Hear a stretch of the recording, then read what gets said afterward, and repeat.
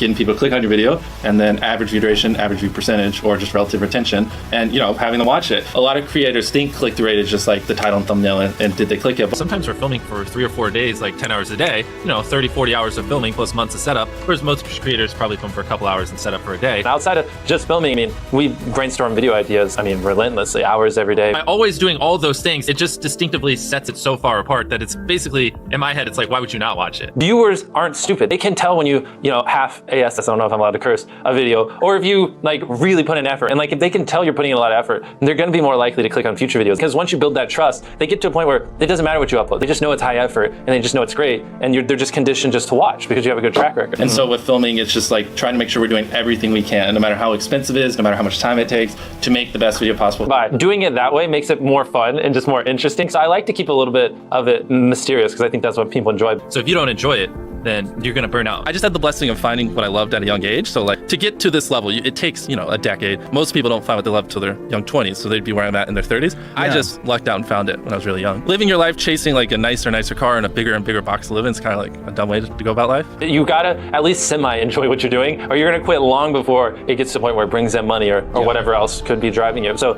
find what you love, and then I would just hyper obsess. Make sure no one doing what you're doing is doing it better. Make sure the videos are as good as possible. The people that are willing to be coachable, I would say just education. There is a lot of misinformation out there that people live and breathe by, the weirdest stuff. Some minor tips I could give is if somehow you could have a payoff at the end, then more people are gonna watch the end just to see what happened. It takes way less effort to get 5 million views in one video. Back then, which I think small YouTubers should do, is I would reply to every single comment. And so I think a few people caught on that I would always reply. And so some people would just be like, I wonder how long it'll take for him to reply.